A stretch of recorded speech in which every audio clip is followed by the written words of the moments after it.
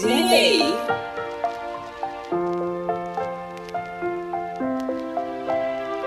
Aliwa muchigomo cherudo roda kupinda mbako kunyura newe muziva sakanyigwa musambo dai zvaibvira dai wandida dai zvaibvira dai wandida dai zvaibvira dai wandida wandipa dali wangu dai zvaibvira dai wandidawo mabebi dai zvaibvira dai wandida wandipa dali wangu ndomuwana sei mwana wa mama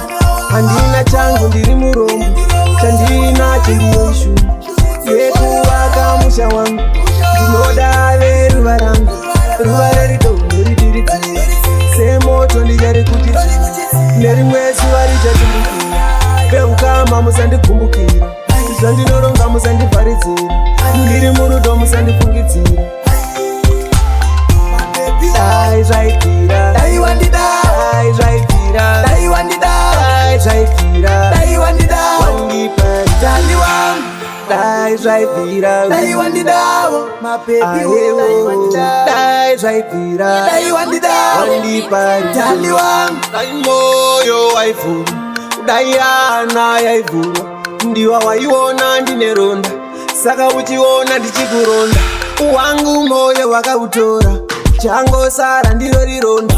saka uchiona ndichikurota ndizvo chete zvinondionza ndiwe donodzo remwoyo wangu kudai uri mumwe wandipodza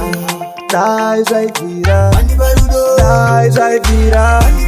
dai zvaibvira dai zvaibvira dai zvaibvira dai zvaibvira dai zvaibvira dai wandida dai zvaibvira dai wandida dai zvaibvira dai wandida wandipa dali wangu dai zvaibvira dai wandidawo mabebi dai zvaibvira dai wandida wandipa dali wangu ko nditi ngoma chaiyo inoti pangu pangu chero zvikaoma bebi ndiwe wangu ndakwisa pakati pemoyo ina pati ndakuda manheru kunyangwe maskati uri chibrugwa changu ndini bhande ingava sande nyangwe ikava mande ndibate ruoko bebi hande runako rwako rwakaita kuti ndikutande usandione kuondoro usandione kusiririza iripo chinondishungurudza chipo cherudo chinondishungurudza ngoma yerudo ino ndinoiri shoko rerudo ndakarisvisa ndiyo ngoma iri kutsviriridza handaifunga kuti dai pamwe pasina iwe handaifunga kuti zvimwe ndaizowanikawo munyaya dzerudo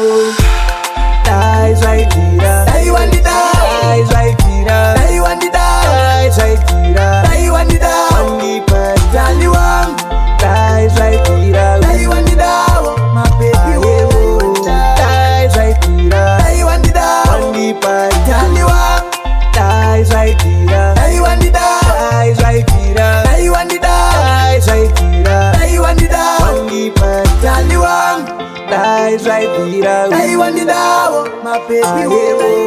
dai zvaibvira dai wandida wandipa dali wangu